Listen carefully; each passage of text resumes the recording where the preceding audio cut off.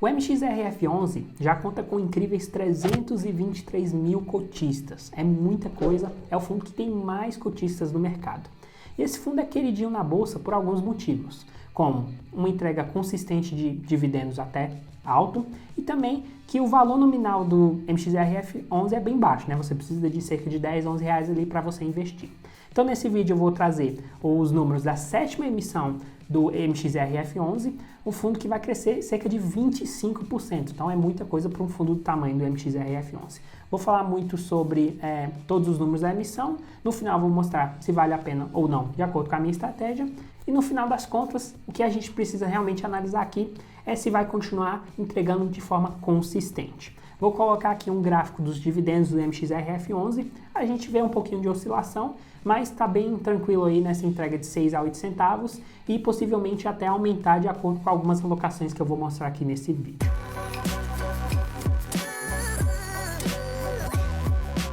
Antes de mais nada, se você não me conhece, meu nome é Henrique Dutra.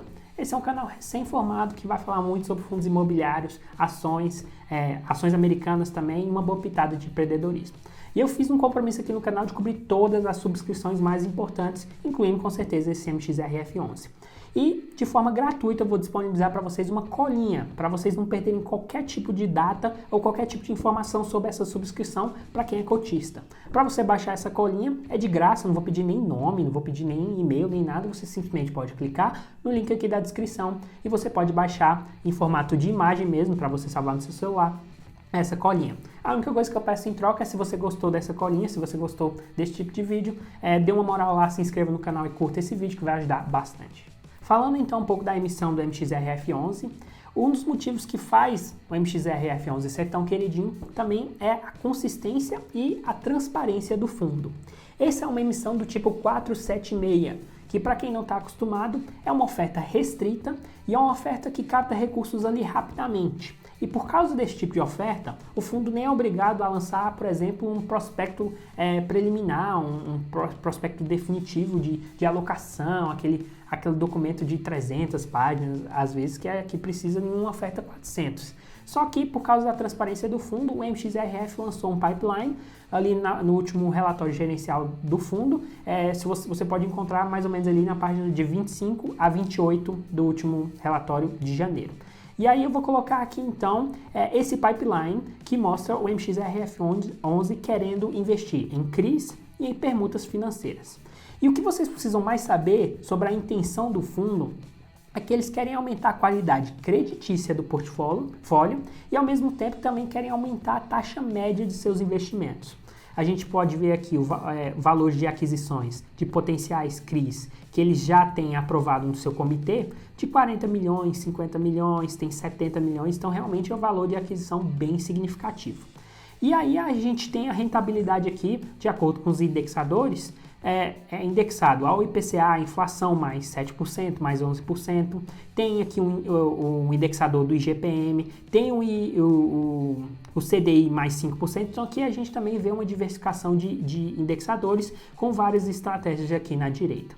E as permutas financeiras também bem significativas. A gente tem permutas de 10 milhões, 20 milhões. Então, realmente, essa, na minha opinião, é uma extensão da sexta emissão do MXRF11, onde eles estão querendo se tornar um fundo cada vez mais high grade, com uma consistência, uma diversificação bem agregada para não ter uma inadimplência significativa no fundo. Esses CRIs, eles não falam necessariamente qual é a empresa, até porque se eles soltam isso antes de fechar o contrato, outros fundos imobiliários podem correr e até passar na frente do MXRF11, mas aqui a gente trouxe um gráfico do vencimento dos CRIs do portfólio do MXRF11 ao longo do tempo. E é bem interessante quando a gente olha esse último número aqui, de 55% dos CRIs com vencimento no ano de 2028 para frente. Ou seja, eles também investem em CRIs do médio a longo prazo aí, que é muito bom para o cotista.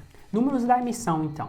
A data base, que é aquela data que você precisa ter as cotas e dormir com elas de um dia para outro para você ter o seu direito, é dia 9 de março. E o preço da emissão ficou em R$ 10,15, já considerando a taxa. Tem gente que não gostou desse preço porque com as taxas ali por volta de 30 centavos, o valor patrimonial da cota por volta de R$10,08, tem uma diferença aí de uma emissão abaixo do valor real do que os ativos são negociados, do que eles valem hoje.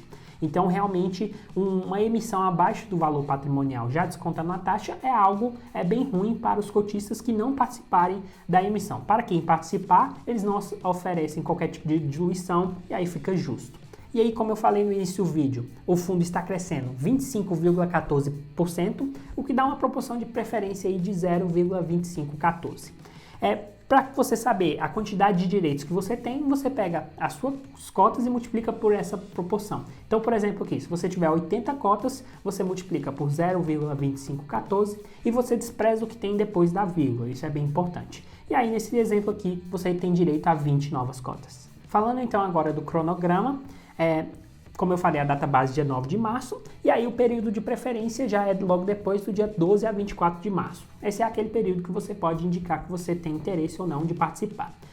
A liquidação, então, é logo depois, dia 25 de março, sempre atento às datas e qual corretora que você tem, para você saber a política da corretora. Tem corretoras que cobram essa liquidação 1 ou 2 dias antes, inclusive, ou algumas em um certo horário do dia 25 de março, então não perca a sua data. Se você puder, já aloque seus recursos assim que você demonstrar interesse. E aí, logo depois do dia 25, eles determinam a proporção de sobras das pessoas que não participaram. E para você calcular a quantidade de sobras, você pega essa proporção do mesmo cálculo que eu fiz agora do seu direito de preferência. Só que você multiplica não pela quantidade de cotas que você tem, mas pela quantidade de cotas que você teve direito de participar. Então, naquele exemplo, você ganhou, por exemplo, 20 cotas para você entrar na subscrição. E aí, a proporção de preferência, você aplica a multiplicação sobre esse número de 20 cotas. E aí, com o anúncio da proporção de sobras, vai começar o período de sobras, que vai do dia 29 de março até dia 1º de abril, com liquidação dia 9 de abril. Então, como eu falei, a oferta 476 é bem rápida aí, toda a oferta aí acontece mais ou menos um mês. A captação mínima dessa emissão ficou em cerca de R$10 milhões, quase certeza que isso vai passar muito desse valor. Quando você não consegue a captação mínima, a emissão é completamente cancelada, mas não deve ter esse risco aqui. E a captação máxima ficou em cerca de 540 milhões, já contando o lote adicional, que eles podem oferecer em até 20%.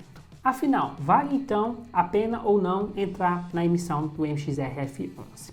Lembrando que nada que é qualquer tipo de recomendação de compra ou de venda, eu indico sim que você estude bastante e você tenha uma estratégia. Eu sempre pergunto para quem traz qualquer dúvida, o motivo pelo qual fez aquela pessoa investir em um fundo ou em uma empresa. E aí tem gente que investe muito no MXRF11 por causa dos dividendos ou porque eles acham que é um fundo barato ali, por volta de R$10, R$11, mas nada mais, nada menos do que uma pizza inteira repartida em mais do que 8 vezes, por exemplo. É um fundo bilionário, com patrimônio líquido bem significativo, mas com cotas com valor nominal baixo, mas não necessariamente é um fundo barato. Esse é um fundo que, como eu falei, tem 323 mil cotistas e é um fundo bastante diversificado. A gente pode ver no gráfico aqui que eles têm 53% dos CRIs do portfólio indexado ao CDI+, mas também tem 38% a inflação, então até que está bastante equilibrado nesses dois tipos de indexadores. O IGPM, que está em máxima histórica, tem 5% da participação dos CRIs, o que resulta um pouco naquela questão de high grade, um risco um pouquinho menor. Então, o MXRF11 vai entregar os maiores dividendos do mercado? Provavelmente não. Só que ele é bem equilibrado em termos de inflação e CDI, que é atrelado à taxa de juros, que deve aumentar aí no ano de 2021 e para o ano de 2022 é até difícil de determinar aí por causa da situação política. E também é um fundo que investe em diversos setores. Nesse gráfico aqui a gente pode ver, a gente tem investimento imobiliário, a gente tem investimento em shoppings, na parte de alimentação, de saúde, da parte farmacêutica, então tem vários tipos de setores aqui aplicados. Então, na minha opinião, de acordo com a minha estratégia para o longo prazo, vale a pena sim. É um fundo para, na minha opinião, diversificar, é um fundo que tem um equilíbrio claro aí entre CDI e inflação e é uma emissão, como eu falei, que continua a mesma tendência da sexta emissão, ou seja, consistência. Essa é a minha opinião, só que, de novo, eu não acho que o MXRF11 vai crescer bastante os dividendos. Ele sempre vai flutuar aí em um valor entre 0,55%, 0,7% e vai adequar muito o dividend yield de acordo com os dividendos, e aí o preço também do fundo vai flutuando assim. Então, no longo prazo, ele não tem, na minha opinião, um potencial de valorização como fundos de logístico, pelo menos, mas é sim um fundo bem consistente.